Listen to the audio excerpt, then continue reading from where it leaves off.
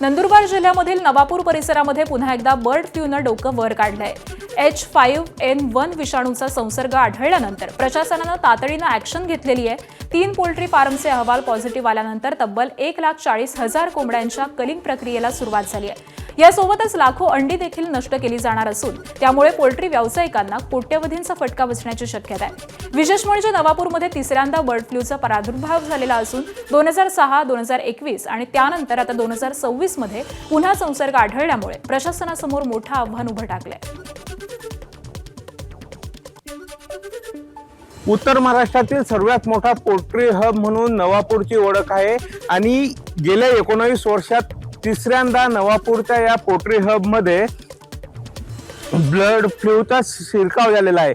नवापूरमधील 3 poultry फार्ममधील नमुने positive आल्यानंतर पशुसंवर्धन विभागातर्फे कलिंग ऑपरेशन सुरू करण्यात आलेलं आहे। नवापूरमधील पोल्ट्र्यांमधील कोंबडी मृत्यूचे प्रमाण वाढल्यानंतर अहवाल भोपाळला पाठवण्यात आला होता। नमुने भोपाळला पाठवले आले होते। तेथून H5N1 हा विषाणूचा प्रादुर्भाव झाल्याचं समोर आल्यानंतर आता कलिंग ऑपरेशनला सुरुवात झाली आहे। पशुसंवर्धन विभागाच्या 25 टीम करण्यात आलेल्या आहे। या टीमच्या माध्यमातून अगोदर पक्ष्यांची मोजदाद केली जाणार आहे आणि त्यानंतर एकूण अंड्यांचीही मोजदाद केली जाईल।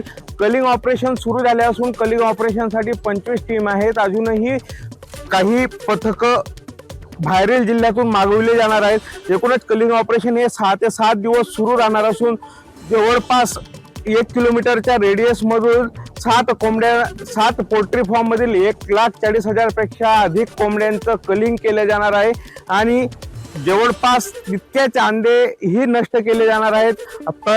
पशुसंवर्धन विभागाकडून प्राथमिक माहिती घेतली जात आहे। कलिंग ऑपरेशनला सुरुवात झालेली आहे। बर्ड फ्लूमुळे पोल्ट्री व्यवसायाचं कंबरड मोडलेलं आहे। एकूणच शासनाकडून मिळणारी मदत ही तुटपुंजी असली तरी नवापूर मधला पोल्ट्री व्यवसाय बर्ड फ्लूमुळे आता अस्ताकडे जाताना दिसून येत आहे। विकेश पाटील, एबीपी माझा, नंदुरबार। एबीपी माझा, उघडा डोळे बघा नीट।